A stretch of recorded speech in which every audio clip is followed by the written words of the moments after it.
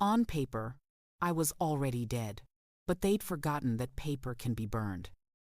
I learned this at 3:47 a.m. on a Tuesday, in a hospital room that smelled of disinfectant and lies.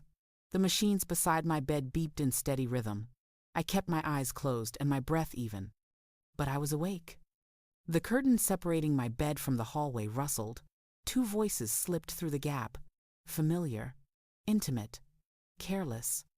How long does Dr. Ortiz think? That was my son, Daniel, 38 years old. Banker, my only child.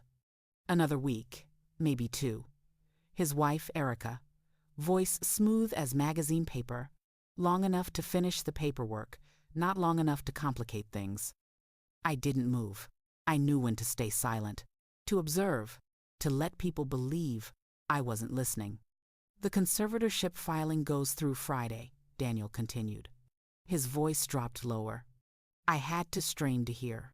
Once we have power of attorney, we can start the transfers. The house alone is worth. Keep your voice down. Erica's whisper was sharp. She could wake up. Dr. Ortiz said she won't remember anything, even if she does. Traumatic brain injury, memory loss. It's a blessing, really. A blessing. My son called my erasure a blessing. The machines kept beeping. I kept breathing. The fluorescent lights hummed overhead, oblivious as the life I'd built was quietly dismantled by the 2 people I'd welcomed into my home every Sunday for dinner. What about Maya? Erica asked. My granddaughter, 9 years old. The only pure thing left in this conversation. She's fine. She thinks Grandma fell. Kids forget. Daniel's footsteps moved closer to my bed. I could feel his shadow crossing my face. Besides, once this is over, we can finally get that place in Sedona. Maya will love it. Sedona, built on my bones. And if she does wake up lucid?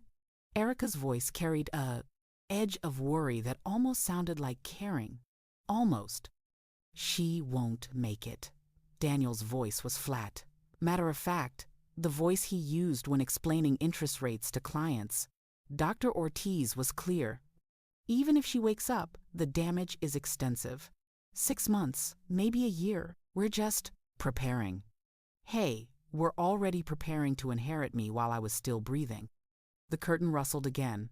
Their footsteps faded down the hallway. A phone chimed. Erica's, probably. One of those cheerful sounds she used for her lifestyle blog. Living Your Best Life with Erica Moore. 200,000 followers who believed every curated smile. I opened my eyes. The ceiling's acoustic tiles blurred as my heart rate climbed. The machine spiked. Beep, beep, beep. But no one came. Night shift. Everyone exhausted. I turned my head carefully. Pain shot through my skull like a nail gun. The doctors hadn't lied about everything. I'd been in a coma for 5 days. A fall, they'd told me earlier, before the medication pulled me under. You're lucky to be alive, Mrs. Moore. Lucky. On the rolling table sat my handbag, the one I'd had when I fell. Someone had searched it, but not well. In the inner pocket, beneath old receipts, was my digital recorder. I pressed the button. The red light blinked once. Then I closed my eyes again and waited for them to come back. Predators always come back to check if their prey is still breathing. Dr. Ortiz arrived at 6:15 a.m., her shadow long across the floor, focus sharp despite the fatigue around her eyes. Mrs. Moore? She touched my shoulder gently. Linda? Can you hear me? I let my eyes flutter open slowly, confused. But I buried the fear. I had to. Where? My voice came out scratchy. Real pain made the performance easier. You're at Mercy, General. You've been here 5 days. Do you remember what happened? I frowned, searching her face like I was searching my mind. I fell? Yes. Dr. Ortiz pulled up a chair, her tablet balanced on her knee. You had a significant fall, traumatic brain injury. We've been monitoring your brain activity, and you're doing remarkably well. But there may be some memory gaps. That's completely normal. Memory gaps? How convenient. What kind of gaps? I asked, injecting just enough fear into my voice. You might not remember the fall itself, maybe not the few days before. Sometimes patients experience retrograde amnesia. She studied my face carefully. What's the last thing you remember clearly? I thought about lying. Then I thought about Maya's face, the way she'd looked at me last Sunday when I taught her how to braid her own hair. Grandma, you're the best teacher. Sunday dinner, I said quietly. My son and his family. We had roast chicken. Truth wrapped in performance, the best kind of lie. Dr. Ortiz made a note on her tablet. That's good. Very good. Your long-term memory seems intact. It's just the immediate events that might be fuzzy. Will I get them back? She hesitated. In that hesitation, I saw the truth. She didn't know if I was faking, but she suspected something was wrong. Not with me, with the situation. Possibly, she said finally. The brain is resilient. But I wouldn't count on remembering everything about the fall itself. Sometimes our minds protect us from traumatic events. I see. She stood, adjusting her white coat. Your son is in the waiting room. Would you like to see him? Every cell in my body screamed no, but I smiled weakly. Of course. Dr. Ortiz paused at the curtain. Linda, if you need anything, if anything feels wrong, you can tell me. Our eyes met. She knew. She didn't know what, but she knew. Thank you, doctor, I said softly. You've been very kind. She left. I had 3 minutes before Daniel arrived. I used 2 of them to hide the voice recorder underneath my pillow, wrapped in a tissue. The 3rd minute I spent arranging my face into the expression of a mother who still loved her son. The lies we tell to survive. Daniel came through the curtain, carrying flowers, daisies, my favorite, or at least they used to be before I heard him discuss my timeline like a stock portfolio. Mom, he set the flowers on the table and took my hand. His palm was warm, dry, the hand of a man who'd never done manual labor. God, you scared us. I let my fingers lie limply in his. Daniel. How are you feeling? Dr. Ortiz said, you're awake, but there might be some confusion. I'm tired. I met his eyes. Searched for the boy I'd raised. Found a stranger wearing his face. What happened? You fell, at home, down the stairs. He squeezed my hand. The neighbor heard the crash and called 911. You're lucky she was home. Down the stairs. Interesting. I lived in a ranch-style house. No stairs. I don't remember, I said carefully. Relief flickered across his face so fast another person might have missed it. But I'd spent 30 years reading children's faces, learning to spot the moment a lie formed before it reached their lips. That's okay. That's normal. He pulled the chair closer, his voice dropping to that intimate register he used when he wanted something. Mom, we need to talk about some practical things. Just temporarily, while you recover. Practical things? Your bills. The house. Your accounts. He pulled out a folder from his messenger bag. Leather, expensive, bought with a Christmas bonus I'd watched him celebrate last year. Erica and I have been looking into care options. The best thing might be to set up a conservatorship, just short term, so we can manage things while you heal. Take the pressure off you. The recorder under my pillow was running. I could feel its small weight against my head like a secret made solid. A conservatorship, I repeated. It's very common, very simple. Just means I'd handle the finances, the legal stuff, make sure your bills get paid, your medications are covered. You wouldn't have to worry about anything. In his hand, I saw papers, forms already half filled out, my signature line empty, waiting. That's very thoughtful, I said slowly, but I should probably wait until I'm thinking more clearly. Make sure I understand everything. His jaw tightened. Just for a second. Of course. I'm just trying to help, Mom. You raised me to take care of family. I did. I raised him, to be honest, to protect the vulnerable, to stand up for what's right. I raised him to be everything he wasn't. Where's Maya? I asked, changing the subject before my face gave me away. His expression softened. The only genuine emotion I'd seen. At school. She's been asking about you. We told her you needed rest. I'd like to see her. Soon, when you're stronger." He stood, checking his watch. Rolex. A gift from Erica's father, who'd made his money in real estate and taught his daughter that everything could be bought or leveraged. "I have a meeting downtown, but I'll come back tonight, and we can talk more about the arrangements." Arrangements. Like I was already gone. "Thank you for the flowers," I said. He kissed my forehead. The gesture felt rehearsed. "Get some rest, Mom. Everything's going to be fine." He left through the curtain. I waited until his footsteps faded completely, until I heard the elevator chime at the end of the hallway. Then I pulled out the recorder and pressed stop. The red light blinked off. I had his voice now, his words, his intentions recorded in digital permanence. On paper, I was already dead, but paper was just the first battlefield. I was a teacher. I knew how to grade performance. And my son had just failed the most important test of his life. Tessa arrived at 7:30 a.m. with a mop bucket and the kind of invisible presence that comes from years of being overlooked. She was 50-something, Dominican, with silver threads running through her black hair and hands that never stopped moving. I'd watched her for 2 days before I spoke to her, watched the way she cleaned around sleeping patients with careful silence, the way she noticed things others missed. "Morning, Mrs. Moore." She emptied my wastebasket, her voice carrying that specific kindness reserved for the dying. Everyone here thought I was dying. That made it easier to move unseen. "Good morning, Tessa." I used her name deliberately. I'd read it off her badge the first day, stored it away like ammunition. She paused, surprised. Most patients didn't acknowledge the cleaning staff, didn't see them as people, just as functions. "You remember my name," she said. I was a teacher. Names matter. I shifted slightly in bed, wincing at the real pain that accompanied the movement. "You've been very quiet when you clean. I appreciate it."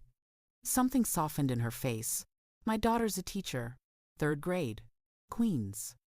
"It's hard work," I said. "Good work." She nodded, then went back to cleaning the small table beside my bed. Her hands moved efficiently, but I saw her glance at the flowers Daniel had brought, saw her expression tighten. "Beautiful daisies," she said neutrally. "From my son." That noise. The one that said everything without saying anything. I took a calculated risk. "Tessa, do you have children?" 3. 2 boys and my daughter. "Do they visit?" Every Sunday, without fail, she met my eyes. Family should show up, really show up, not just bring flowers. There it was, the opening. "Yes," I said quietly. "They should." We understood each other. She'd seen Daniel's visits, seen the folder, the papers, the way he checked his watch. She'd heard things through curtains. Hospital cleaners heard everything. "You need anything," Tessa said. "You ask for me, not the nurses. Me."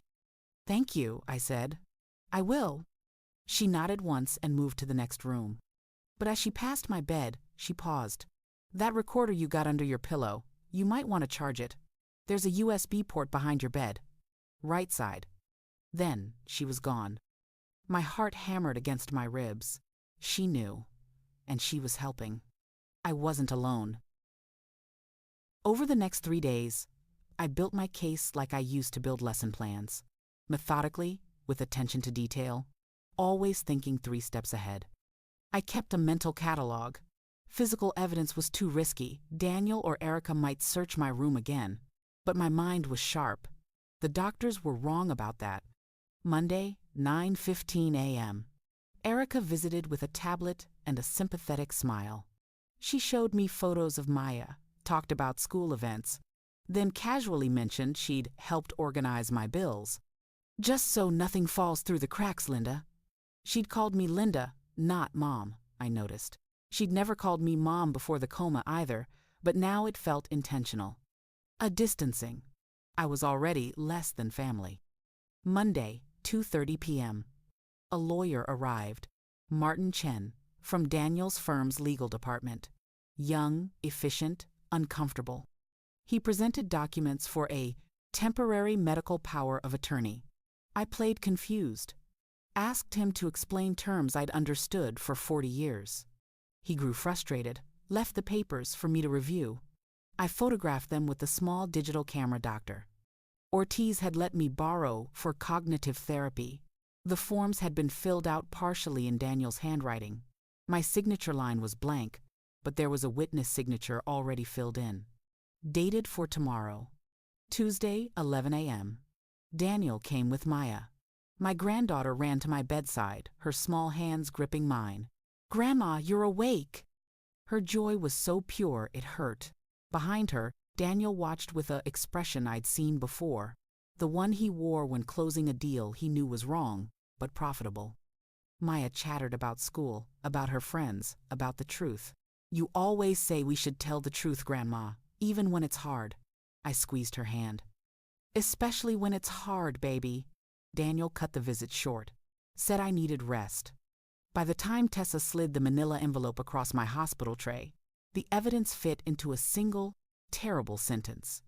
Screenshots of staged bedside photos, bank statements with small, steady withdrawals that added up to a slow erasure, voice memos in which names and plans fell out of mouths as casually as breath, timestamps from late-night logins, a notarized form I'd revoked months earlier. Each item alone was inconvenient. Together, they sang the same refrain. I printed, I labeled, I stacked. I learned to read the margins of photographs the way I once taught students to read paragraphs. For the tells, the slips, the things people left by accident. My recorder held their voices. The folder held the money trail. The photograph in the window, a reflection that showed my filing cabinet open in the background, felt like the hinge on which everything turned. It wasn't poetic, it was arithmetic.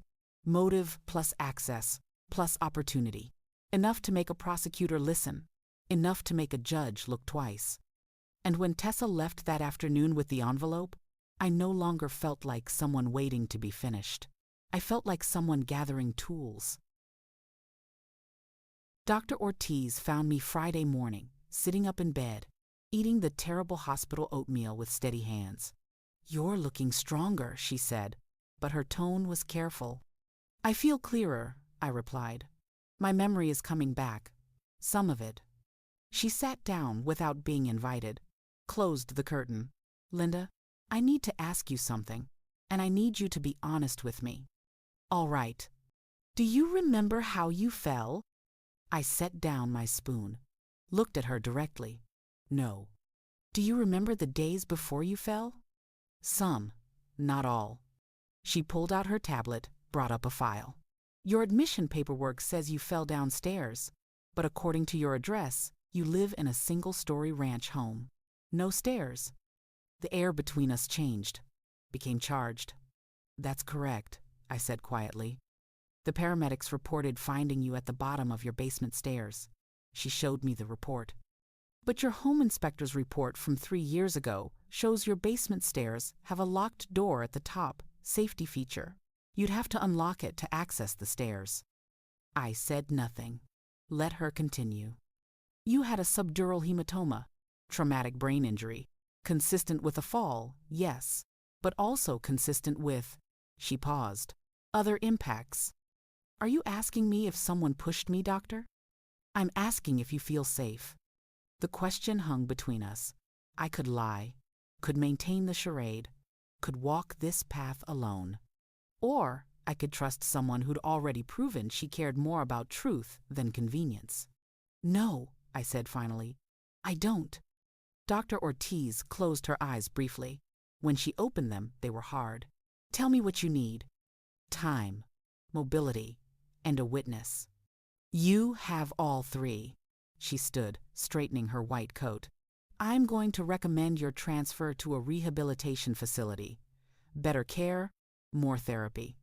It'll buy you at least 2 weeks before anyone can push through legal proceedings." "Daniel won't like that." "Daniel isn't my patient. You are." She paused at the curtain. "And Linda?" I'm also going to recommend a social services consult. Standard procedure for elderly patients with complex family dynamics. The social worker will ask questions, routine questions, about your home environment, your relationships, your finances. I understood. She was building a paper trail, official documentation that something was wrong, even if she couldn't prove what. Thank you, I said. Don't thank me yet. If what I suspect is true, this is going to get very ugly. Doctor? I stopped her before she left. It's already ugly. I'm just making it visible. She smiled grimly. You would have made a good doctor. Everyone here thought I was dying. That made it easier to move unseen. After she left, I pulled out the small notebook Tessa had smuggled to me, started writing dates, times, names, direct quotes. Evidence without context is just noise, but evidence with narrative becomes proof. I was building a story, not a fiction. The truth, carefully structured so a judge, a jury, a public audience would understand what had been done to me. For 30 years, I'd trained others to separate truth from noise. Now I was turning that skill inward, using it to stay alive. Now I was going to teach my son what happens when you forget the most basic lesson. Actions have consequences. Saturday afternoon, Erica posted on Instagram. I know this because Tessa showed me. She'd been following Erica's account after I mentioned her name. You should see what your daughter-in-law shares with the world, Tessa had said. The photo showed Erica in my hospital room. She'd positioned herself beside my bed, me sleeping in the background, her in soft focus in the foreground. Her expression was serene, martyred. Beautiful. The caption read, "Walking with family through the hardest seasons. Sometimes strength means showing up even when it breaks your heart, holding space for healing." 200,000 people had liked it. Hundreds of comments. You're so strong. Your mother-in-law is lucky to have you. Praying for your family. I stared at the screen, at my own sleeping face, used as a prop for sympathy and engagement, at the manufactured intimacy of a woman who discussed liquidating my house while I lay in a coma. She's been posting all week, Tessa said quietly. Hospital visits, prayer requests. She's building a narrative. She was right. Erica wasn't just stealing my money. She wasn't just stealing my money. She was rewriting me, turning my silence into her brand. A woman who builds sympathy out of someone else's ruin. The sad ending that would make her followers cry and boost her metrics. Can you screenshot these? I asked. All of them, with dates and timestamps. Already did. Tessa pulled out a small folder, printed them too. My daughter helped. She says social media posts can disappear, but hard copies stick. Smart daughter. Smart woman. I flipped through the prints. There were a dozen. Each one carefully crafted. Erica beside my bed, hand on my shoulder. Erica in the hospital cafeteria, looking exhausted. Erica with Daniel, both of them holding coffee cups. The caption reading, "United in love through difficult times." And then, the photograph that made my blood stop. It was older, from 3 months ago. Erica sitting at my dining room table, my table, in my house, with a laptop open. The caption, "Late night admin for the family." Sometimes caretaking means handling the details nobody sees. But I could see the details. In the reflection of the window behind her, barely visible but there, my filing cabinet, open, papers spread across the desk. She'd been in my house, in my files, months ago. This wasn't opportunistic. This was premeditated. "Tessa," I said slowly, "I need you to do something for me. Anything. There's a USB drive. In my shoe. The brown loafers they brought from my house." I pointed to the small closet. "Inside the left shoe. Can you take it home? Keep it safe?" She retrieved the shoes, found the drive, slipped it into her pocket without asking what was on it. "If something happens to me, nothing's going to happen to you. If something happens," I continued firmly, "give that to Detective Armin Reyes. He works out of the 5th Precinct. Give him the drive and tell him everything you've seen." Tessa's eyes filled with tears. She didn't cry, just nodded. "You got a plan?" "I'm working on one." "You work fast. These people," she gestured at the photographs, "they don't play fair." "Neither do I," I said. "I just play quiet." After she left, I sat with those photographs, studied them like I used to study students' essays, looking for the tells, the inconsistencies, the places where the truth leaked through the performance. Erica had made a mistake. She'd documented her own presence in my life. She'd created a digital trail of access and opportunity.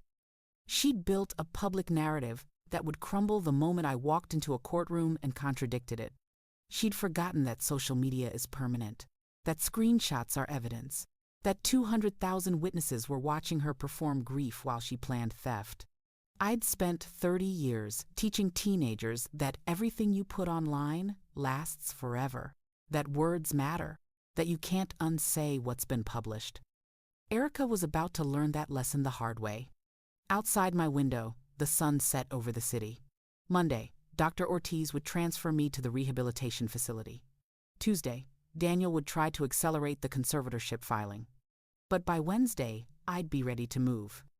Not to survive, to strike. After hours, the hallways carried their voices again, sharp, rehearsed, cracking at the edges. They thought I was asleep. I'd stopped sleeping days ago. "She's not cooperating." Daniel's voice was tight. "The lawyer says we can't file without her signature or a competency hearing. And if we push for the hearing, it opens everything up to scrutiny. Then we need her signature." Erica's voice was cold, calculating. "She's confused, vulnerable. She trusts you. I'm not going to forge." "I'm not saying forge. I'm saying help her understand. Be persuasive." A pause. Then, what if she remembers? She won't. Dr. Ortiz said the memory loss is permanent. And even if she does, who's going to believe a woman with brain trauma over her devoted son? I listened to them plan my coercion with the same careful attention I'd once used to listen to playground arguments, learning which child was the instigator, which was the follower. Daniel was weak. Erica was ruthless. Together, they were dangerous. When their voices faded, I pulled out my recorder, played back the last few days of recordings. Daniel's conversations, the lawyer's visit, Erica's casual mentions of liquidation and timelines. I had hours of material now, voices, dates, specific phrases that couldn't be explained away.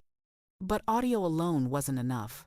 I needed corroboration, paper trails, financial records, something that would survive their lawyer's inevitable claim that a brain-damaged woman had misunderstood innocent conversations. I needed the envelope. Tuesday morning, 2 days before my scheduled transfer, I asked Tessa for help. "In my house," I told her, "there's a filing cabinet in my bedroom, second drawer.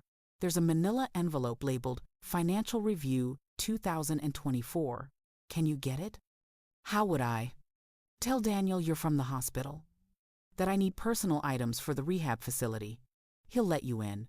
He wants me cooperative and comfortable." "What's in the envelope?" "My insurance policy." She went that afternoon, came back 3 hours later with the envelope tucked under her uniform shirt. Inside, 6 months of bank statements, my originals, showing no unusual activity, and copies of Daniel's statements, the ones Tessa had already found, showing the slow bleed of my savings into his accounts. I'd prepared this envelope 8 months ago, after Daniel asked to borrow money for a business opportunity that made no sense. After he'd seemed too interested in my accounts, my passwords, my estate planning, I'd grown suspicious, started documenting.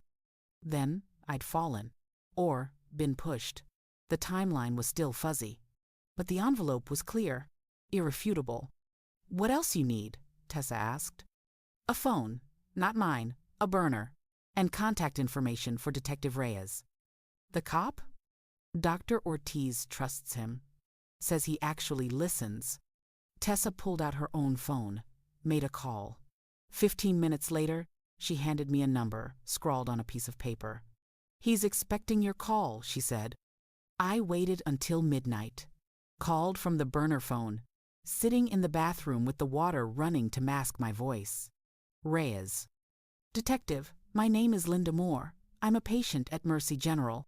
I believe my son is attempting to commit elder fraud and possibly attempted murder." Silence. Then, "Go on." I talked for 20 minutes. Gave him facts, not emotions.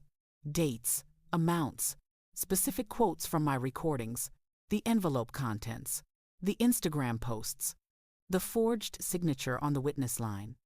When I finished, he said, "Do you have legal representation?" "Not yet." "Get it. Tomorrow. I can investigate, but you need someone protecting your rights in real time. I'm being transferred to a rehab facility Wednesday. Daniel doesn't know yet. It gives me some time." "Use it." He paused. "Mrs. Moore, cases like this are hard to prove. It's often he said, she said. Family dynamics complicate things. Are you prepared for how ugly this could get?" "Detective, I taught middle school for 30 years. I'm intimately familiar with ugly." He laughed. Short. Surprised. "I'll start pulling financial records. But I need you to stay safe. If you feel threatened, call 911. Not me, 911. Understand?" "I understand. One more thing. You sound very lucid for someone who supposedly can't remember anything." "Isn't that interesting?" I said softly. After I hung up, I sat in the dark bathroom, listening to the hospital sounds filtering through the door. Machines, footsteps, distant conversations. I'd been a teacher. I'd never expected to become a detective in my own life. But good teachers adapt. We assess. We strategize. We figure out how to reach the unreachable student. Daniel had become unreachable, but I could still teach him one final lesson. The truth, once spoken, can't be unheard. Wednesday came dressed in sunlight too clean to trust. I'd learned that brightness often hides the bruise beneath. Dr. Ortiz came at 7 a.m., earlier than usual, with discharge papers and a tight smile. "The rehab facility is expecting you at noon," she said, handing me a folder. "Street Catherine's. It's quieter than here. Better physical therapy. You'll have your own room. Has Daniel been notified?" "Your son was informed yesterday evening." Her expression was carefully neutral. He had concerns. "I'm sure he did." She closed the door, dropped her voice. "He tried to block the transfer. Said you were too fragile to move. I overruled him on medical grounds." She paused. "He also requested copies of your medical records. I'm legally required to provide them, but I can delay the process. 48 hours, maybe more." Every hour mattered. "Thank you." "Detective Reyes called me this morning. Asked about your cognitive state, your timeline, the circumstances of your admission." She met my eyes. I told him the truth. "You're remarkably lucid, and the original admission report had inconsistencies. Will that cause problems for you?" "Probably," she smiled without humor. "But I didn't become a doctor to ignore abuse, because it's complicated. You're not the first patient I've seen in this situation. You're just the first one fighting back." After she left, I dressed slowly in the clothes Tessa had brought from my house. Real clothes, not hospital gowns. A simple blue cardigan, dark pants, comfortable shoes. I looked in the small mirror and barely recognized myself. Thinner, gray, but my eyes were clear. I looked like a woman who knew exactly what she was doing. Tessa arrived at 11:30 with a wheelchair. "Hospital policy," she said. "Everyone leaves in a chair, even if they can walk." As she wheeled me through the corridors, past the nurse's station, past the waiting room where Daniel sat with his phone, scrolling through messages, I kept my head down, played the invalid. He looked up as we passed. Our eyes met for a fraction of a second. He knew. I could see it in his face. The transfer wasn't medical necessity. It was escape. "Mom, wait." He stood, started toward us. "Your mother needs rest, Mr. Moore," Tessa said firmly, not slowing down. You can visit her at Street Catherine's during their visiting hours, 2 to 6 p.m. I'm her son. I need to speak with her. And she needs medical transport. Tessa kept moving. You can follow us there if you like. We made it to the elevator. The doors closed on Daniel's face, his expression transforming from concern to something colder. In the elevator, Tessa whispered, "He's going to make trouble." "Let him," I said quietly. "Every move he makes now is being watched." The ambulance ride to Street Catherine's took 20 minutes. Enough time for me to think, to plan, to memorize the script I'd been writing in my head for days. When we arrived, a woman in her 50s waited at the entrance. Professional suit, kind eyes, clipboard. "Mrs. Moore, I'm Janet Bradshaw, Social Services. Dr. Ortiz requested I meet with you as part of your intake process." Social Services. Dr. Ortiz's paper trail was already forming. "Of course," I said. They settled me into a private room.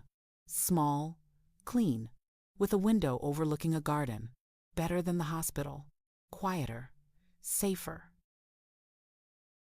Janet Bradshaw sat across from me, pen poised over her forms. "I'm going to ask you some standard questions about your home environment, your support system, your financial situation.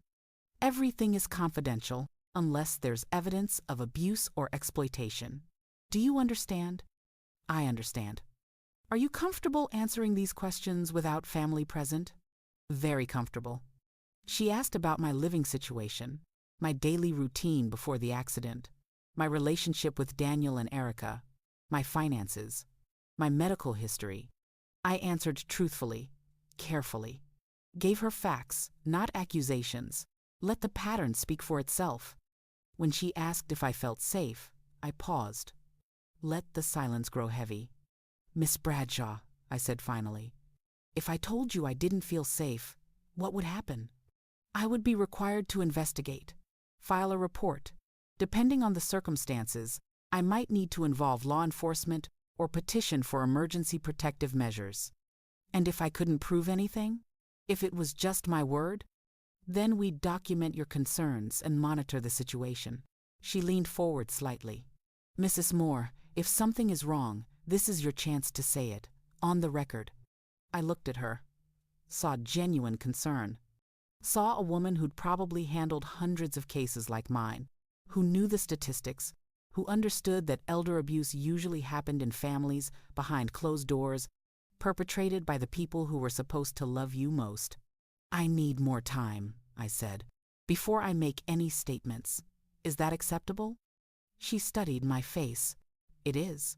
But, Mrs. Moore, don't wait too long. Whatever you're planning, do it carefully. Family cases are complicated. The system doesn't always move fast enough." "I know," I said quietly. "That's why I'm not relying on the system alone." After she left, I sat by the window and watched the garden. Roses. Somebody's grandmother probably planted them years ago, thinking this facility would be a place of care and dignity. I pulled out the burner phone, made 2 calls. The first was to a lawyer, Karen Reeves, specializing in elder law. Detective Reyes had recommended her. "She's tough," he'd said, "doesn't take prisoners." "Miss Reeves, my name is Linda Moore. I need representation for a conservatorship challenge and possible fraud case." "How soon do you need me?" "Immediately. My son is filing paperwork that could lock me out of my own assets by the end of the week." "Are you competent to make legal decisions right now?" "Entirely." "Can you prove it?" "I have recordings, financial documents, medical testimony, and a mind sharp enough to teach you contract law if you need it." She laughed. "I'll be there in 2 hours. Don't sign anything until I arrive." The second call was to my bank. I'd memorized the number, the security questions, the account details. "This is Linda Moore, account holder. I need to place a freeze on all external transfers from my accounts, effective immediately." "Ma'am, I'll need to verify your identity." I rattled off my social security number, mother's maiden name, the amount of my last deposit, the name of the branch manager I'd worked with for 15 years. "And ma'am, We show a pending transfer authorization from yesterday. That authorization is fraudulent. I did not approve any transfers. Place an immediate freeze and flag the account for suspicious activity. I'll need to escalate this to our fraud department. Please do, and note in the file that I'm working with Detective Armin Reyes of the 5th Precinct regarding possible identity theft. He'll be contacting you. Yes, ma'am. The freeze is in place. No funds can move without your direct, in-person authorization with 2 forms of ID. I hung up, sat back, breathed. The first blow had been struck. Small, procedural, but Daniel would notice when his next transfer attempt failed, and he would escalate.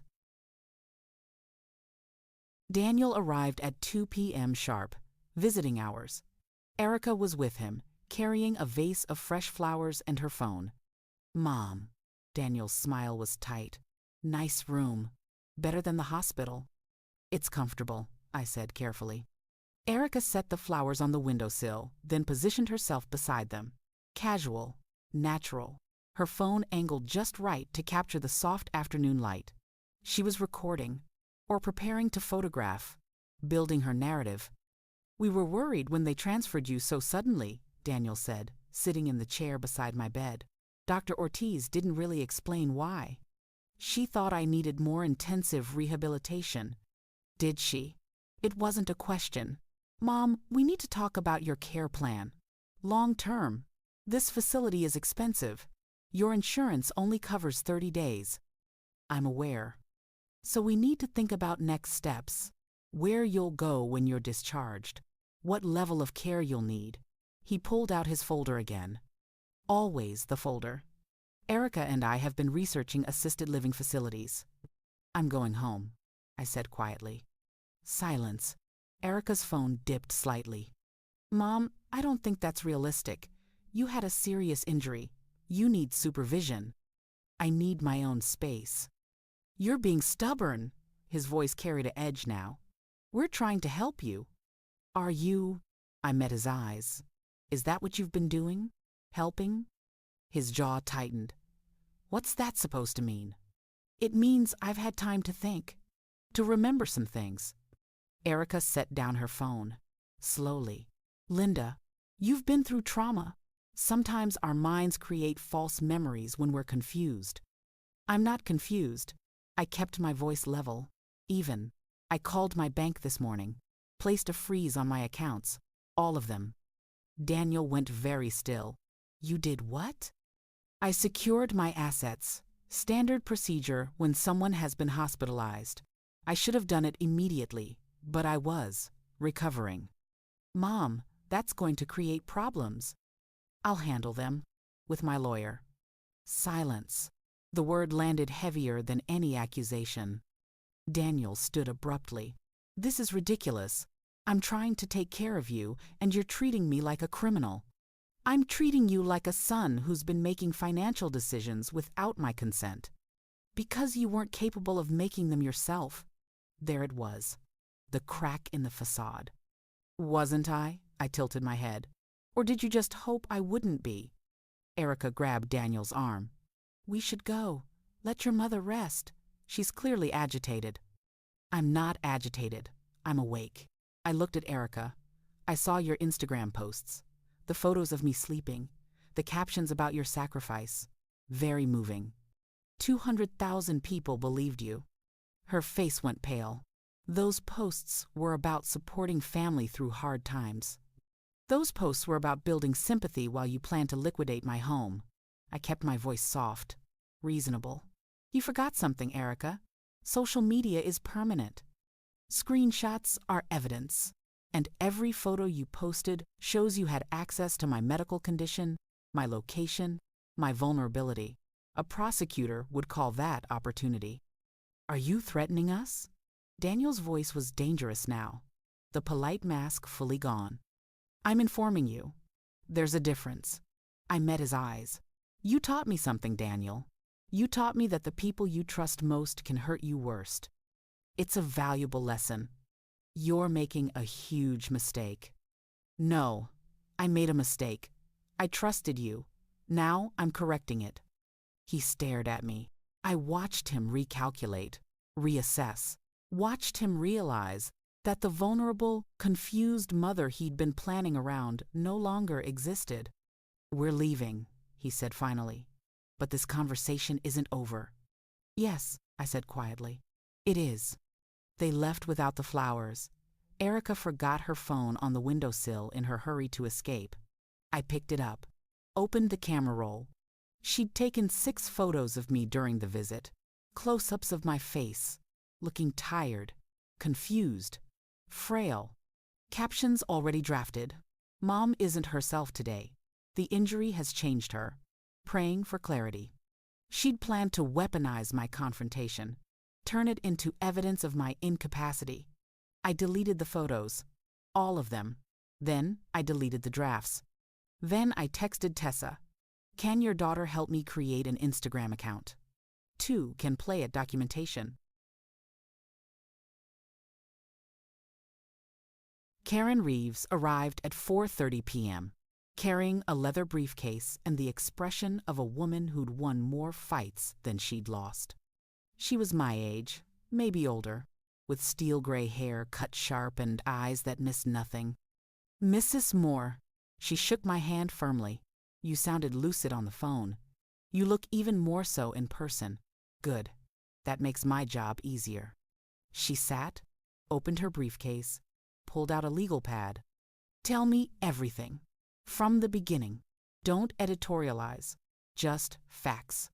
I talked for 40 minutes. Gave her the timeline, the recordings, the bank statements, the Instagram evidence, the forged witness signature, the admission report inconsistencies, the social services interview. She took notes in rapid shorthand, stopping me occasionally to clarify dates or amounts. When I finished, she sat back. "This is a strong case.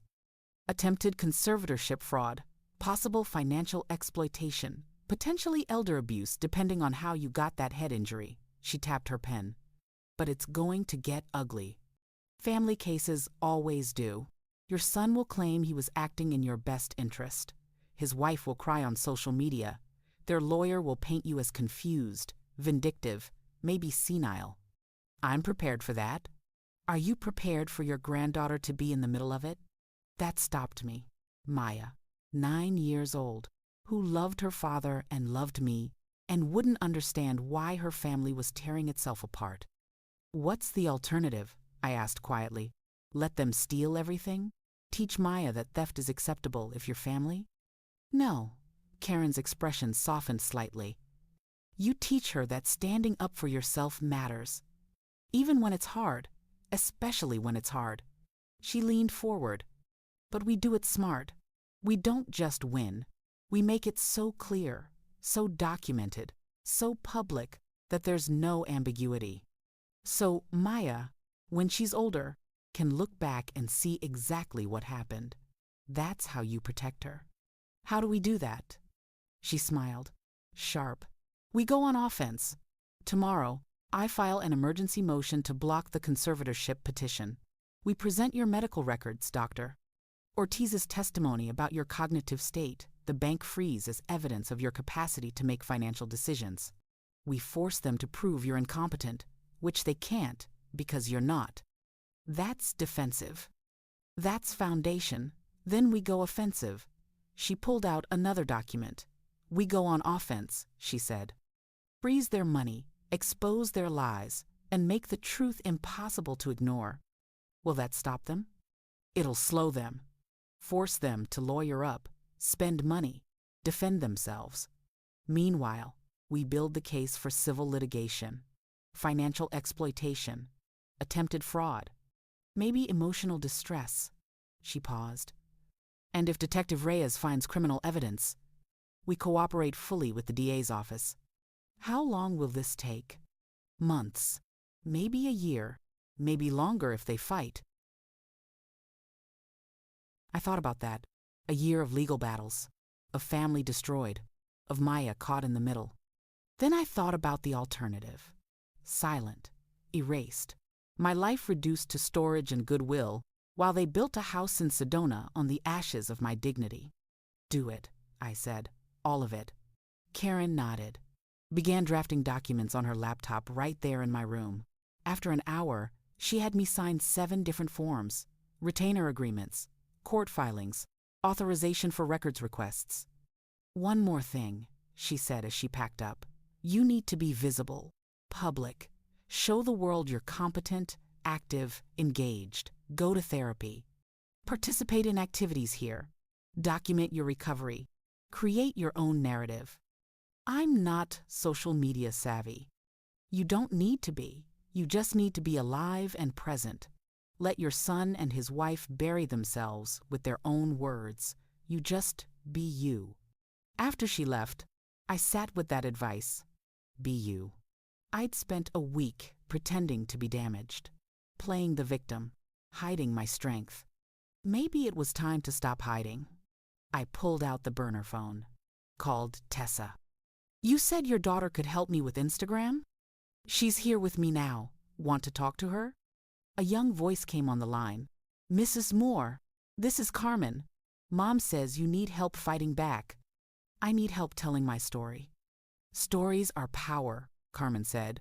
What do you want people to see? The truth. Not a sick old woman, not a martyred daughter-in-law, just reality. Reality's good. Reality goes viral for the right reasons. I heard typing. I'm setting up an account now. What do you want to call it? I thought about Daniel's folder, Erica's manufactured sympathy, the conservatorship petition that tried to erase my voice. Call it Linda Speaks, I said, because I'm done being silent. Thursday morning, I posted my first Instagram video. Carmen had helped me film it on her phone the night before. Simple, direct. Me sitting by the window in natural light, speaking calmly. My name is Linda Moore. I'm 65 years old. 3 weeks ago, I woke from a coma to discover that people I trusted were trying to take control of my life. This is my story. Not the version you've seen on someone else's page. Mine.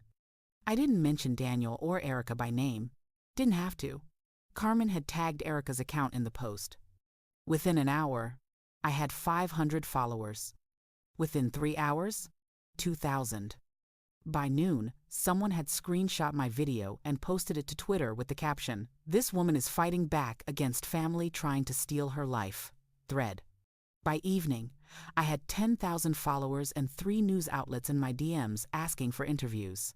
Tessa showed me the comments, scrolling through hundreds of them on her phone during dinner. This is why we need better elder protection laws. I'm so glad she's speaking up.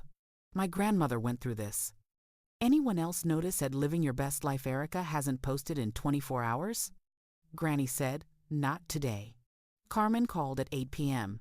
Mrs. Moore, you broke the algorithm. Your video is going viral. But you need to be ready. This means they'll see it too. I know. And they're going to respond, probably attack your credibility. Let them try. She laughed. You're a natural. My mom was right about you. Friday morning, Erica posted a response. A long, emotional caption.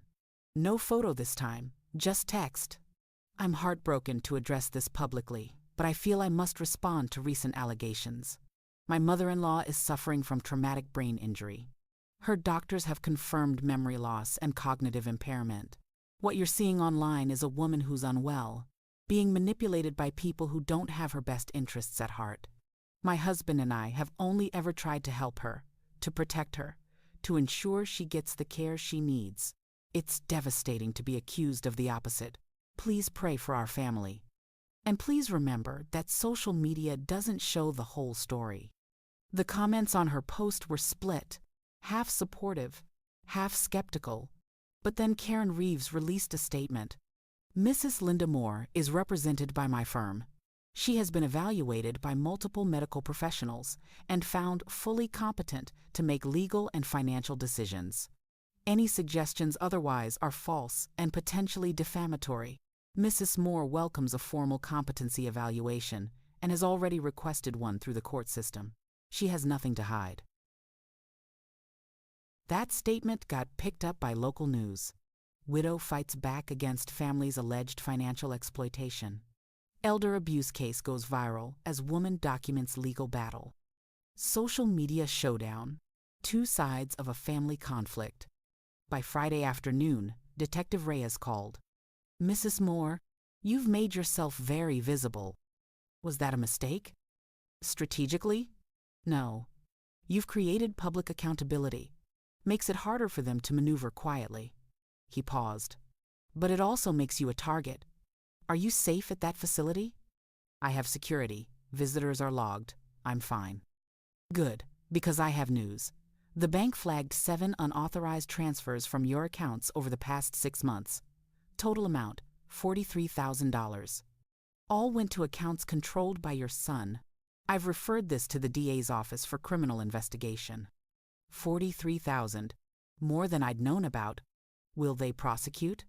If we can prove he didn't have your permission, yes. That's where your recordings come in. Can you provide copies? My lawyer has them. She'll coordinate with your office. One more thing. Your son has hired a law firm. Big one. They're going to fight hard.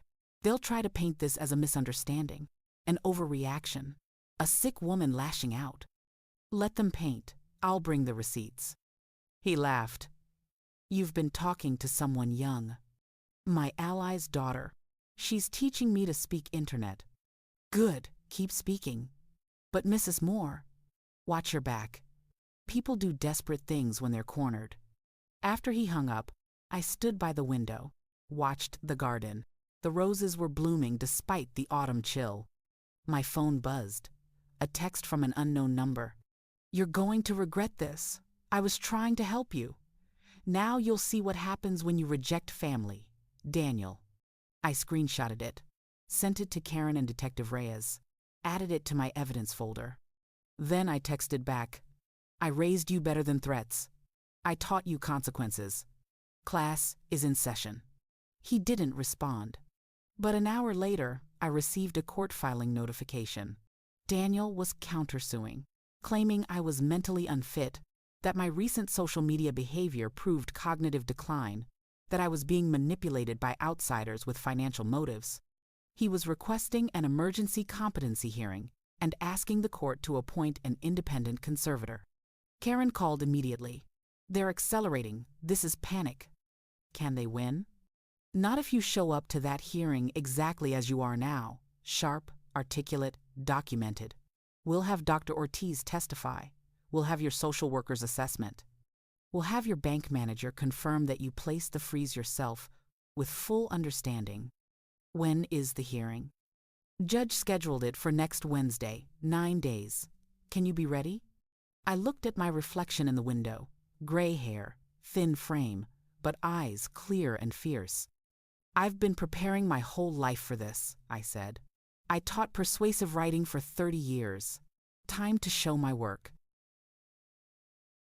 The days before the hearing moved like a chess game played in slow motion. Each move deliberate, each piece positioned with care. Karen Reeves transformed my small room at Street Catherine's into a war room. Documents covered every surface. Timelines drawn on poster boards, evidence cataloged in labeled folders with color-coded tabs. Courtrooms are theater, she told me Monday morning, 5 days before the hearing. The judge wants facts, but the audience, and there will be an audience now that this is viral, wants story. We give them both. She walked me through the strategy like I used to walk students through essay structure. Opening. Establish your competency immediately. You'll take the stand first. Speak clearly. Make eye contact. Show them you're present, aware, capable. What will they ask? Basic questions. Your name, address, age, current events, math problems. They'll try to trip you up, catch you confused. Don't rush your answers. Take your time. Precision matters more than speed. We practiced for hours. Karen firing questions, me responding. Over and over until my answers were smooth, confident, unshakable. What's today's date? Monday, November 4th, 2024. Who's the current president? The election just happened. Donald Trump won. He'll be inaugurated in January. What's 700 minus 63? 37. How much money do you have in your primary checking account? As of last week, $12,408, though I'm not certain of the current balance since my son has been making unauthorized withdrawals. Karen smiled. Good. Always bring it back to the case. Never miss an opportunity. Tuesday, Dr. Ortiz visited. She brought my complete medical file, annotated with her observations. I'm testifying Wednesday, she said, sitting across from me. They'll try to use my initial assessment against you, the notes I made when you first woke up about possible memory impairment. Will that hurt us? It would if you were still impaired, but you're not, and I've documented your recovery extensively. She showed me her notes, pages of observations, cognitive tests, memory assessments. You've improved remarkably. Suspiciously so, if I'm being honest. Suspiciously? She met my eyes. Linda, I've seen real traumatic brain injury, seen real amnesia. What you had initially looked textbook.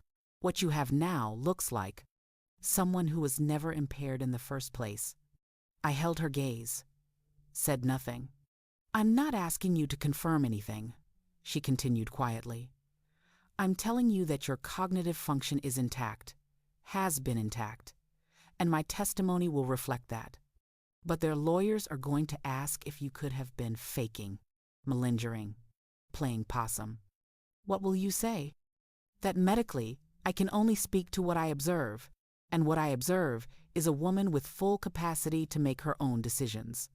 She closed the file. What you chose to reveal or conceal to protect yourself, that's strategy, not pathology. After she left, I sat with that. The revelation that my performance might become evidence against me, that protecting myself could look like manipulation. But then, wasn't that what Daniel and Erica had done? Manipulated the narrative? Used my vulnerability against me? The difference was intent. They'd manipulated to steal. I'd manipulated to survive. The law would have to decide which mattered more. Wednesday afternoon, Tessa brought Maya. I'd asked Daniel for a visit with my granddaughter. He'd refused. So Karen had filed an emergency motion, a grandmother's right, to see her grandchild during a family dispute. The judge had granted supervised visitation. Tessa stayed in the room, playing chaperone, while Maya climbed into the chair beside my bed. Grandma, you're on the internet, she said immediately. Everyone at school saw it. I know, baby. I'm sorry if that's been hard. It's not hard. It's cool. My friends think you're brave. She swung her legs, too short to reach the floor. But Daddy says you're sick. That you don't understand things right. My heart contracted. What do you think? She studied my face with those serious 9-year-old eyes that saw more than adults gave them credit for. I think you're the same as always. You ask me about homework. You remember my friends' names. You don't forget stuff. She paused. Daddy forgets stuff. He forgot my dance recital last month. Said he was busy. Adults get busy sometimes. You never forgot. She reached for my hand.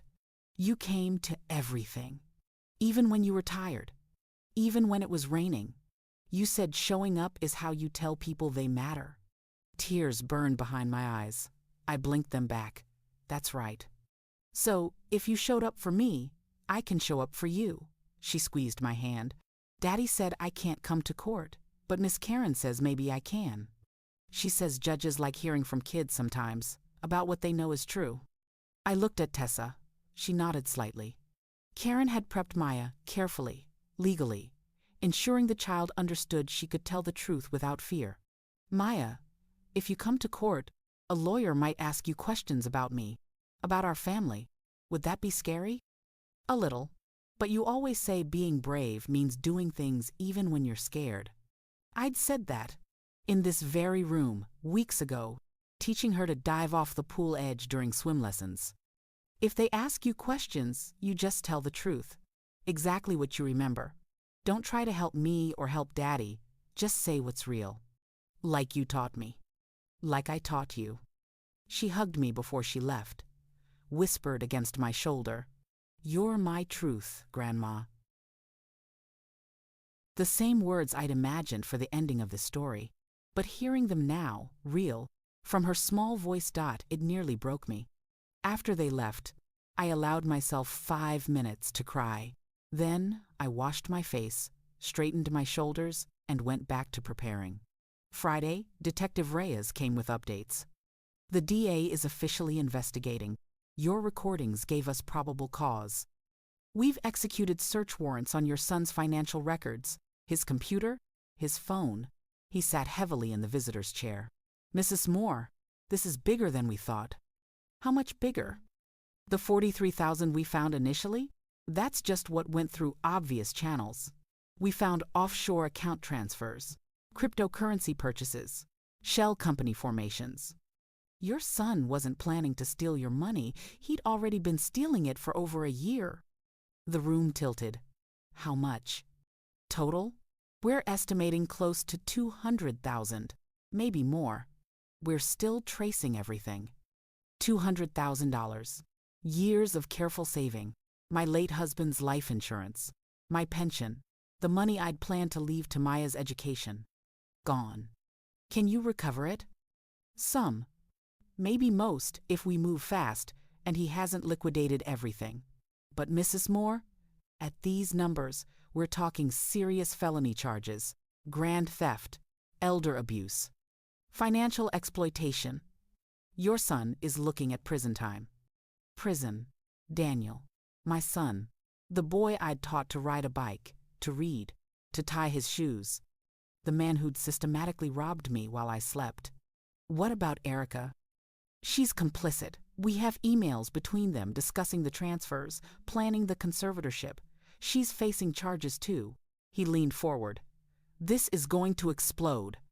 The media already loves this story. When the criminal charges drop, it'll be everywhere. When will you arrest them? After the competency hearing. The DA wants to see how that plays out first.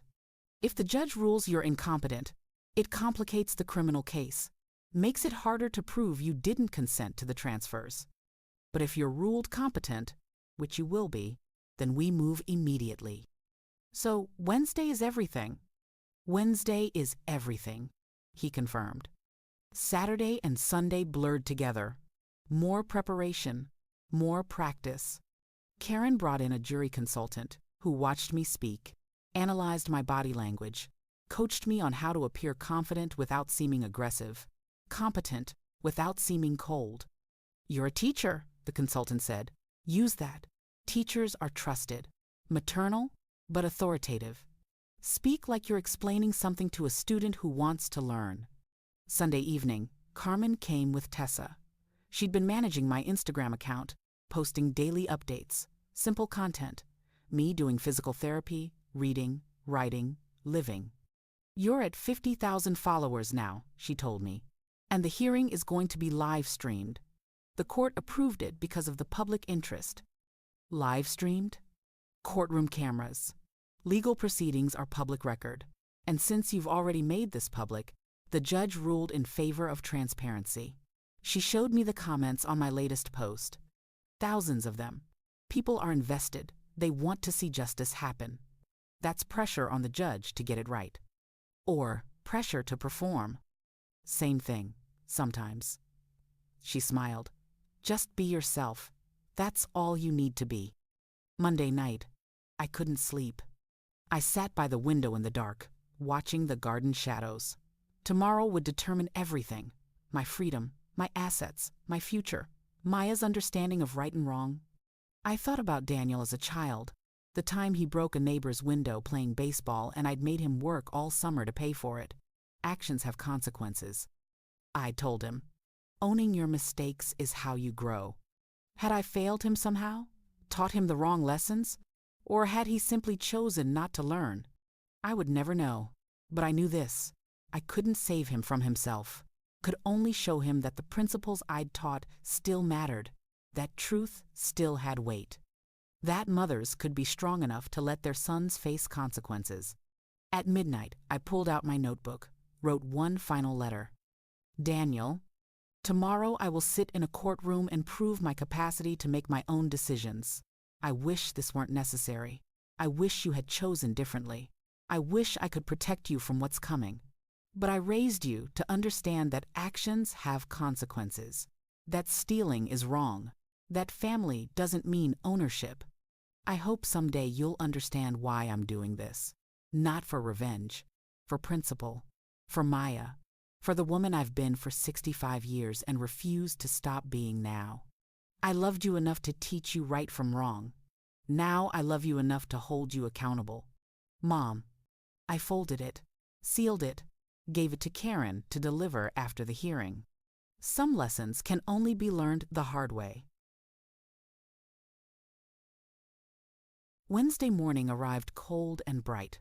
I dressed carefully. Navy dress, simple jewelry, sensible shoes. The consultant had said to look dignified but not wealthy, capable but not intimidating, like someone's grandmother, but one who'd done her taxes herself for 40 years. Karen picked me up at 7:30 a.m. The hearing was at 9, but we needed time to set up, to review, to breathe. "How are you feeling?" she asked in the car. "Like I'm about to teach the most important class of my life." "Good. Hold on to that." The courthouse was old, imposing, the kind of building designed to make you feel small. We entered through a side door to avoid the media camped on the front steps, but I saw them. Cameras, reporters. Someone held a sign, "Justice for Linda." The courtroom was smaller than I expected. Wood paneling, high ceiling, a judge's bench that looked like it had witnessed 100 years of human drama. Judge Lillian Park was already seated, reviewing files. She was 50-something, black, with silver-rimmed glasses and an expression that gave away nothing. Daniel and Erica sat on the opposite side with their lawyer, Marcus Webb, from a downtown firm that charged $500 an hour. He looked expensive, confident, like he'd never lost a case involving confused old ladies. Daniel wouldn't meet my eyes. Erica stared straight ahead, her Instagram-perfect composure slightly cracked around the edges.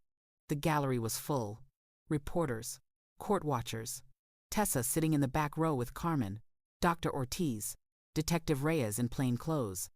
And in the very last row, partially hidden, Janet Bradshaw from Social Services, taking notes. At 9 a.m. sharp, Judge Park looked up. "This is a competency hearing regarding Linda Moore, case number 24CV8847. We're here to determine Mrs. Moore's capacity to make legal and financial decisions." She glanced at both tables. "This is not a criminal proceeding. This is not a trial. This is an assessment. Let's keep it civil." Marcus Webb stood. "Your Honor, we're here because we're concerned about Mrs. Moore's well-being. She suffered a traumatic brain injury. Her behavior since waking has been erratic, impulsive, and inconsistent with her previous character. We believe she's vulnerable to manipulation and requires protection." "And who do you propose should protect her?" Judge Park asked dryly. "Her son, Daniel Moore, is willing to serve as conservator." "The same son she's accused of financial exploitation?" Webb didn't miss a beat. "Accusations made by a woman whose judgment is impaired, Your Honor. We have medical evidence of memory loss, cognitive impairment." "We'll get to evidence. Miss Reeves?" Karen stood. "Your Honor, Mrs. Moore is fully competent. She has been evaluated by multiple medical professionals. She has successfully managed her own affairs, hired legal representation, provided detailed testimony to law enforcement, and demonstrated clear understanding of complex financial and legal issues. This petition is not about protecting Mrs. Moore. It's about controlling her assets. She's here to prove she doesn't need protection from the world. She needs protection from her family." Judge Park made a note. "Mrs. Moore, you understand what's happening here today?" I stood. "Yes, Your Honor. My son believes I'm not capable of making my own decisions. I'm here to show him he's wrong." A slight smile crossed the judge's face. "Then let's proceed. Mrs. Moore, you'll testify first." Karen guided me to the witness stand. The bailiff swore me in. I placed my hand on the Bible and felt the weight of every Sunday school lesson I'd ever taught. Truth matters. Truth endures. State your full name for the record. Linda Catherine Moore. Age? 65. Current address? 24 Maple Street. Though I'm temporarily staying at Street Catherine's Rehabilitation Center. Why are you at a rehabilitation center? Because 3 weeks ago, I suffered a traumatic brain injury. I was in a coma for 5 days. I'm recovering. Karen walked me through basic questions. The date, current events, simple math. I answered each one carefully, clearly, without hesitation. Then she shifted. Mrs. Moore, do you remember the incident that caused your injury? No. I have no memory of the fall itself. Do you remember the days before the fall?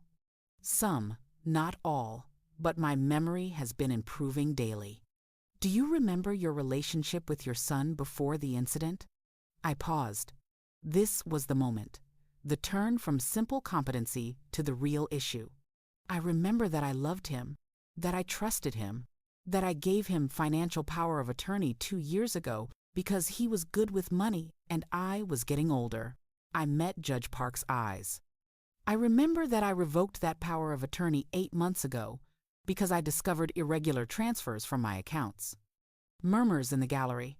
Judge Park's gavel came down once. Quiet. Why did you revoke it? Karen asked. Because I noticed money disappearing. Small amounts at first, then larger.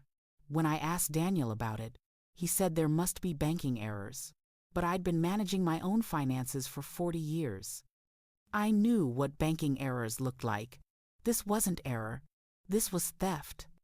Marcus Webb jumped up. Objection. Mrs. Moore's accusatory language. Overruled.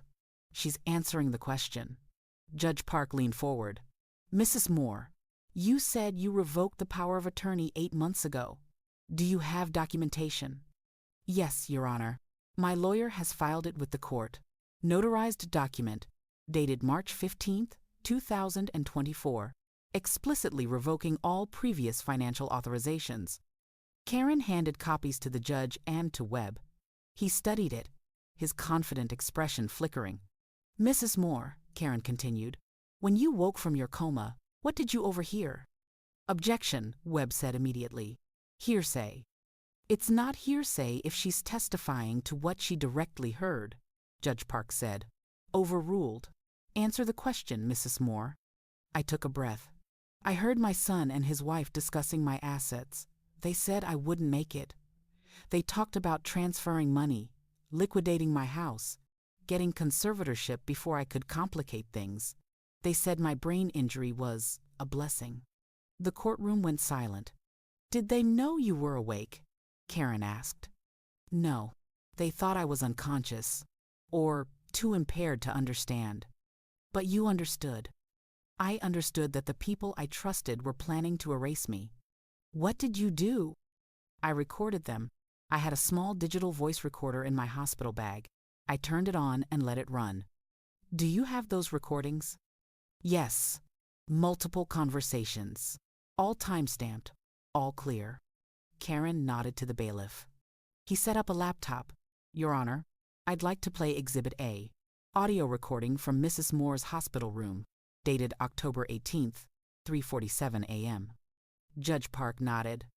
The courtroom filled with Daniel's voice, Erica's voice, their casual discussion of my timeline, my assets, my incompetence. She won't make it. Once we have power of attorney, the house alone is worth. She won't remember anything anyway. I watched Daniel's face as he heard his own words played back, watched the color drain, watched Erica grip his arm. When the recording ended, Judge Park removed her glasses, cleaned them, put them back on. Mr. Webb, your client has some explaining to do. Marcus Webb approached the witness stand like a predator circling prey. Mrs. Moore, you claim you recorded these conversations for your protection.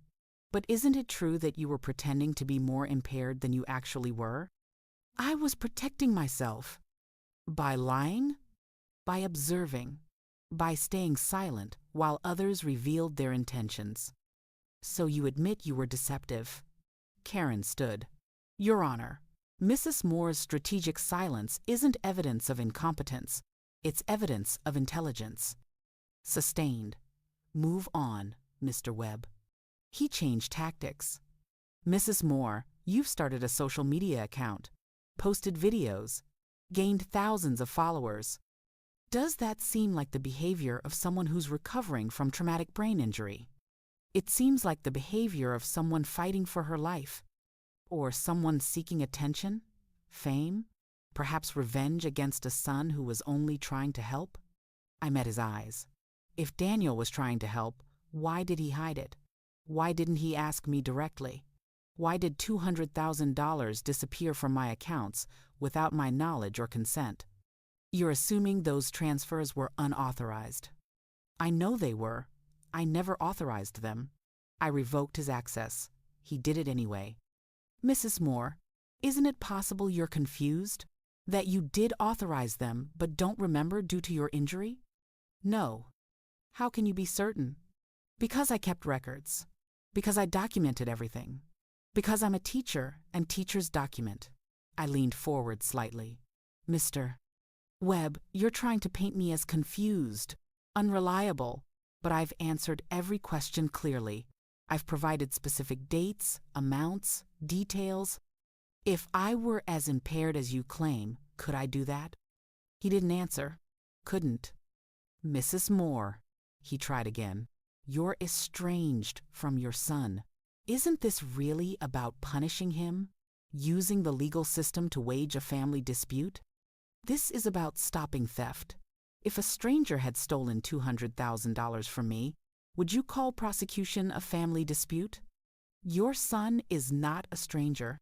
No, he's worse. Because I trusted him. My voice cracked slightly. Real emotion. Carefully controlled. I taught him honesty. I taught him integrity.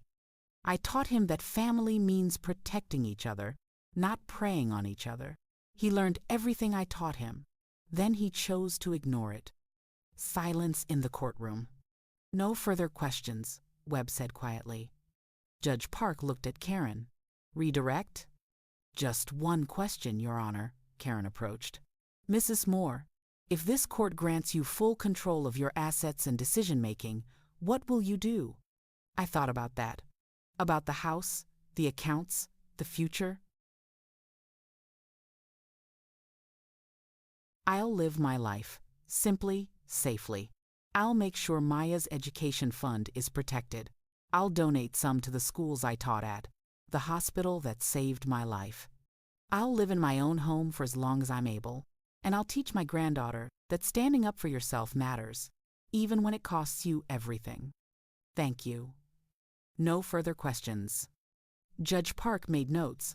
Let's take 15 minutes. Then we'll hear from the medical experts. During the recess, Tessa brought me water. Carmen showed me social media.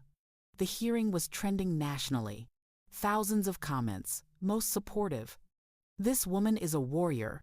Her son should be in jail. The way she answered that lawyer. Iconic. You're doing great, Karen said. But the medical testimony is crucial. They'll try to use your initial impairment against you. I know. When we reconvened, Dr. Ortiz took the stand. Webb questioned her first. Dr. Ortiz, when Mrs. Moore first woke from her coma, what was her condition? Disoriented, some memory gaps, consistent with traumatic brain injury. Did you observe cognitive impairment? Initially, yes, but... Thank you, that's all. Mr. Webb, let her finish, Judge Park said sharply. Dr. Ortiz continued, but her improvement was rapid and complete. Within days, she was lucid, oriented, fully capable. Her cognitive tests showed no lasting impairment. Karen stood for cross. Dr. Ortiz, in your medical opinion, is Mrs. Moore competent to make her own decisions? Absolutely.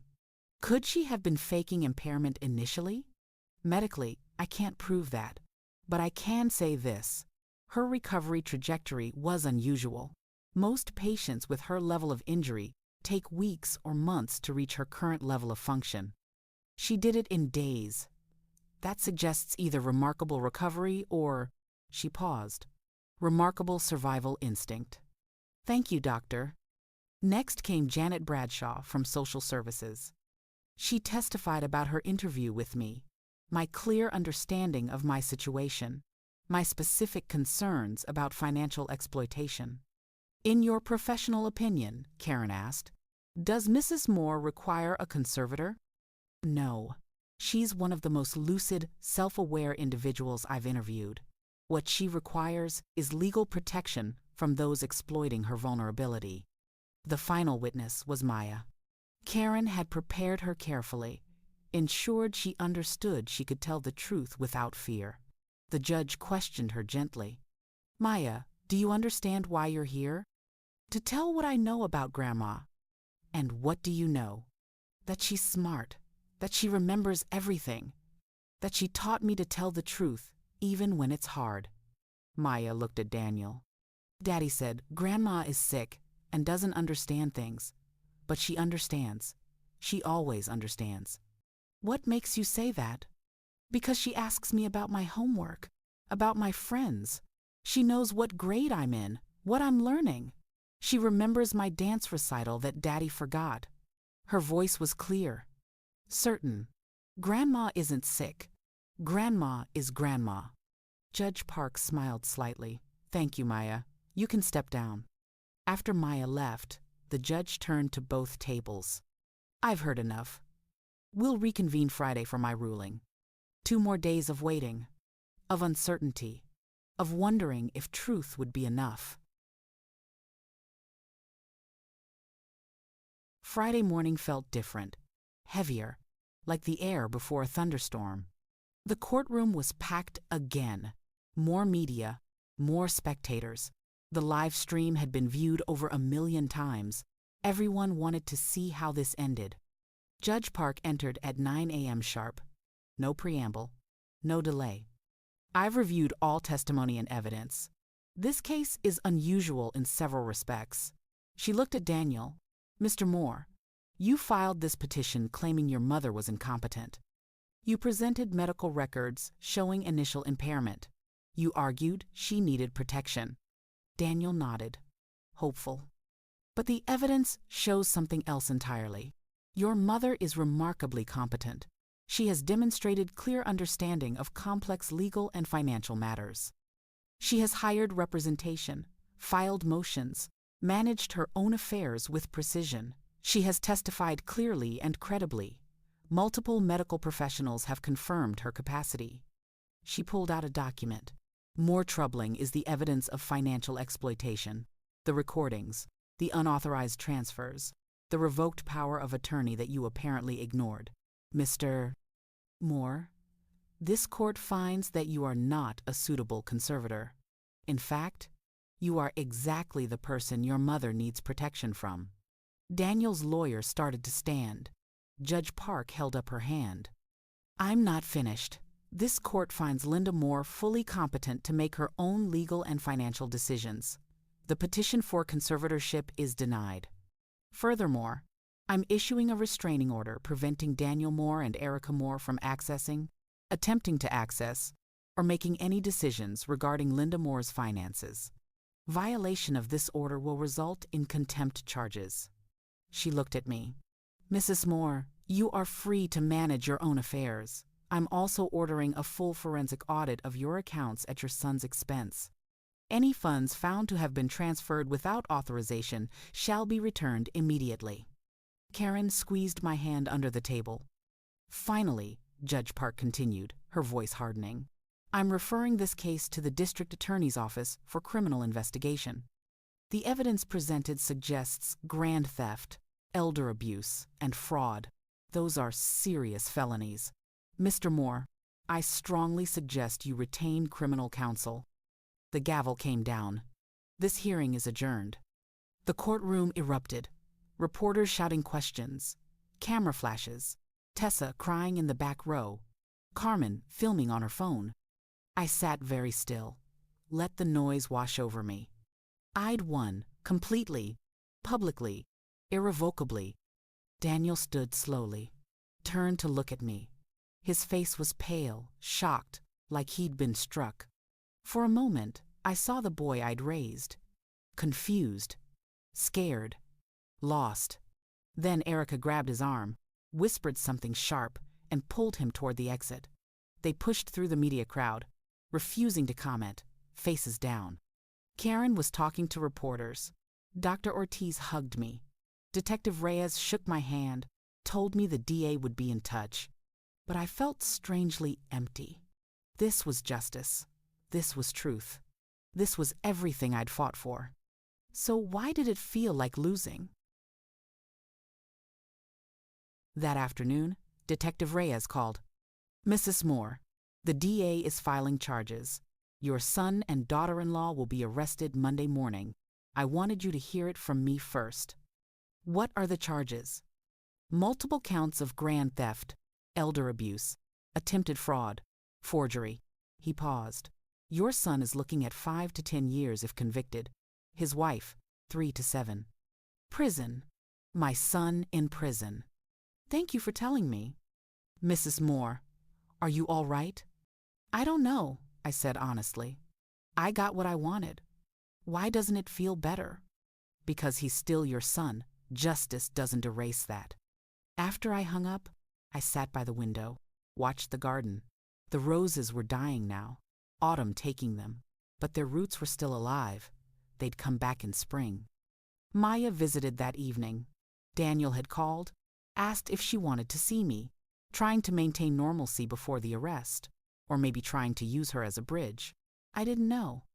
She climbed into my lap, even though she was getting too big for it. "Daddy's sad," she said quietly. "I know. He said you won. That the judge said you're right and he's wrong. The judge said I'm capable of making my own decisions. Daddy said he was trying to help, that he made mistakes." She looked up at me. "Did he make mistakes, Grandma? Or did he do something bad?" How do you explain to a 9-year-old that sometimes the people we love do terrible things, that good people make evil choices, that family doesn't excuse cruelty? "He did something bad," I said finally. "He took money that wasn't his. He tried to control my life without my permission. Those are serious wrongs." "But you still love him." "Yes, but love doesn't mean letting people hurt you. Love means teaching them that actions have consequences." She was quiet for a long time. Then, "My teacher says you're brave. She showed our class your videos. Everyone thinks you're cool." I laughed despite everything. "Cool? You stood up to people who were mean to you. That's cool." Maybe. Or maybe it was just survival. But if Maya saw strength, if she learned that fighting back matters, then maybe something good came from this wreckage. "Maya, your dad is going to go through some hard things. Legal things. He might have to go away for a while." "To jail?" "No point lying. Probably." "Will you be okay without him?" The question broke me. This child, worried about me, when her whole world was about to explode. "I'll be okay. And you'll be okay. And someday, your dad will be okay too. But right now, we all have to live with the choices we've made." She hugged me tight. "I'm glad you fought back, Grandma. I'm glad you didn't disappear." "Me too, baby. Me too." That night, Erica posted one final Instagram. Not a defense, not an apology, just a black screen with white text. Sometimes the story you think you're living turns out to be something else entirely. I'm sorry for my part in the pain. Logging off for a long time. Her account went private immediately after. 200,000 followers lost in an instant. Carmen showed it to me. She's trying to salvage something. Maybe get ahead of the arrest. Will it work? No. The internet doesn't forget. Screenshots last forever. She looked at me. You taught me that, actually, in your 3rd video. You said, everything you put online becomes permanent. Choose your words carefully. I had said that. A lesson I'd taught students for years. A lesson Erica had learned too late. What about you, Mrs. Moore? You going to keep posting? I don't know. Maybe, if I have something worth saying. You always have something worth saying. Carmen squeezed my hand. That's why people listened. Monday morning, I woke to news alerts on the burner phone. Local banker arrested for elder abuse. Viral grandmother case ends in felony charges. Social media couple charged with exploiting elderly mother. Photos of Daniel and Erica being led from their home in handcuffs. Their faces shocked, humiliated, captured in the permanent record of the internet. I stared at those photos. My son, in handcuffs, because of me. No, because of him. Because of choices he made, actions he took. I didn't put those cuffs on him. I just refused to disappear quietly. Karen called at noon. The DA offered a plea deal. Reduced charges if they return all the money and allocate additional restitution. Your son would serve 2 years, his wife 18 months. What do you think I should do? That's not my decision. It's yours. Do you want them to go to trial, face maximum sentences, or do you want this over? I thought about Maya, about years of trials, appeals, media circuses, about her growing up with parents in prison, grandmother as the villain in her family story. Tell them I'll accept the plea on 3 conditions. First, they return every penny. Second, they stay away from me permanently. Third, they write letters to Maya, explaining what they did and why it was wrong. Real letters, true letters. So someday, when she's old enough, she'll understand. Done, I'll draft it today. Karen? Yes? Thank you for believing me, for fighting. Linda, you fought. I just made sure people were watching. 3 months later, the legal dust had settled into something like silence. The plea deal was signed. The money, most of it, returned. Daniel and Erica each received their sentences, 2 years and 18 months, to be served in minimum security facilities. Good behavior could reduce their time.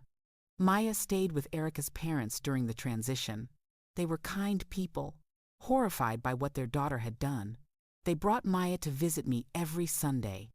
The house on Maple Street felt different when I finally returned, empty in ways that had nothing to do with furniture. But it was mine, fully, legally, irrevocably mine. I sat at my kitchen table, the same table where I'd taught Daniel addition, subtraction, the difference between right and wrong, and opened the letter he'd written to Maya. Karen had delivered it yesterday. Said I should read it first, decide if Maya was ready. Dear Maya, I don't know how to explain what I did except to say that I convinced myself I had good reasons. I told myself Mom was getting older, that she'd need help eventually, that I was just preparing. Then preparing became taking became hiding, hiding became planning. I forgot the simplest thing Grandma ever taught me. Ask first, tell the truth. Treat people with dignity. I stole from her. Not just money, trust, safety, the belief that her son would protect her instead of prey on her. I'm in prison because I deserve to be. Grandma didn't put me here. I put myself here the moment I decided my needs mattered more than her rights. Someday you'll be old enough to decide if you want to know me again. I hope you do, but I'll understand if you don't. What I want you to know is this. Your grandmother is the strongest person I've ever met. She taught me everything good I ever learned. That I chose to ignore those lessons isn't her failure. It's mine. Love her. Listen to her. Be like her. Not like me. Dad. I folded the letter carefully. It wasn't enough, could never be enough. But it was honest, raw, real. Maya could read it when she was ready, when she could understand that people are complex, that we contain multitudes of good and bad, that one doesn't erase the other, that consequences and love can coexist. I placed it in an envelope marked, "For Maya," when she's ready, put it in my filing cabinet, second drawer, right beside the folder labeled Evidence Completed. Some stories don't have clean endings, they have true ones. Spring came slowly, then all at once. The roses in Street Catherine's garden bloomed again. I visited sometimes, brought flowers to the staff who'd helped me. Tessa had been promoted to supervisor. Carmen was in college, studying social work. "Because of you," she'd said, "you showed me what fighting back looks like." Dr. Ortiz called occasionally, checked on me, told me about other patients she'd helped quietly exit dangerous situations. "You started something," she said. "Other people found their courage watching yours." I hadn't meant to start anything, just to survive. But maybe that's how movements begin. One person refusing to disappear, and others realizing they don't have to either. My Instagram account had gone quiet. I'd posted once after the sentencing. Justice doesn't always feel like victory. Sometimes it feels like grief, but it's still necessary, still right, still worth fighting for. To everyone who watched, who commented, who believed me, thank you. Now go live your lives. Tell your truths. Don't wait until you're desperate to use your voice. Then I'd logged off. Let the account exist as a record, but stopped performing. I'd said what needed saying. The house was quieter now. I donated many things. Simplified. A friend from my teaching days visited Wednesdays for coffee. The neighbor who'd called 911 brought groceries Fridays. I wasn't isolated, just careful about who I let close. Trust, once broken, grows back differently. Smaller, tougher, more selective. But it grows. Sunday afternoon, Maya and I sat in my backyard. She was almost 10 now, taller, more serious. "Grandma, can I ask you something?" "Always." "Do you hate Daddy?" I set down my tea, looked at her honest face. "No." "Do you love him?" "Yes, but differently than before." "How?" "I love who he was, who he could have been. I'm sad for who he chose to become." I took her hand. Love doesn't mean forgetting what someone did. It means remembering all of it, the good and the bad, and choosing how to respond. "I miss him," she whispered. "I know. That's okay." "Do you miss him?" Did I? I missed the idea of him, the son I'd imagined raising. But the man he'd become? The one who'd discussed my death like a transaction? "I miss what we could have had," I said finally, "but I don't miss the lies." She nodded slowly. "Processing. When he gets out, will you see him?" "I don't know. Maybe. If he's truly changed, if he understands what he did, if he can look at me without expecting forgiveness, I'm not ready to give." "Is it bad that I want to see him? Even though he hurt you?" "No, baby. He's your father. You're allowed to love him, just like I'm allowed to protect myself. Both things can be true." She leaned against my shoulder. "You're my truth, Grandma. Still. And you're mine." We sat like that as the sun moved across the sky. Two people who'd survived the same storm, holding on to each other in the aftermath.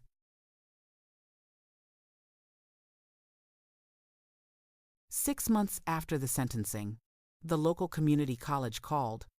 "Mrs. Moore, we're developing a course on financial literacy for older adults, elder fraud prevention, self-advocacy. We wondered if you'd consider teaching it." Teaching. I hadn't taught in years. Wasn't sure I remembered how. "Why me?" "Because you lived it. Because people trust you. Because you showed an entire country what fighting back looks like." I thought about it. About the classroom. About faces looking to me for guidance, for hope, for proof that it wasn't too late to stand up. "I'll do it," I said, "on one condition." "What's that?" "I bring my granddaughter. Let her see what I do. What I survived. What I'm building from what tried to break me." Done. The first class was 18 people, mostly women, mostly my age or older. Some with stories like mine, some trying to prevent them. I stood at the front of the room and felt 30 years of teaching muscle memory activate. "My name is Linda Moore," I began. "3 years ago, my son tried to steal my life. Today, I'm going to teach you how to make sure that never happens to you." Maya sat in the back row, taking notes, learning. At the end of class, a woman approached me, 70-something, thin, nervous. "My daughter keeps asking about my accounts," she said quietly. "Says she's just helping, but I have this feeling." "Trust that feeling," I told her. "Document everything. Ask questions. Don't sign anything you don't understand. And remember, asking for help isn't weakness, it's strength." She squeezed my hand. "Thank you for showing us it's possible." After everyone left, Maya helped me pack up. "Grandma, you were amazing." I was just honest. "That's what made it amazing." She paused. "Do you think Daddy watched? They have internet in prison, right?" "I don't know, maybe." "If he did, do you think he's proud or ashamed?" "Both, probably. That's what consequences feel like." .com placated. We walked to the car together. The evening was cool, clear. Somewhere, Daniel was in a cell, living with his choices. Somewhere, Erica was doing the same. And here I was, teaching again, living again, refusing to be the victim they'd tried to create. I'd been erased on paper. I'd walked into a courtroom with nothing to lose and a lifetime of proof. It had been enough. Not to restore what was broken, but to build something new from the ruins. That night, I wrote one final entry in my journal. They tried to make me disappear. Instead, they made me visible, gave me a platform, gave me purpose, gave me proof that even at 65, even after betrayal, even after loss, I could still teach, still fight, still matter. I don't know if Daniel will ever truly understand what he did, or if Erica will ever admit her part. I don't need them to. I know, Maya knows, the world knows. That's justice enough. Tomorrow I'll wake up in my own home, make my own coffee, decide my own day, live my own life. On paper, I was already dead. But paper can be burned. And I'm still here, still teaching, still breathing, still free.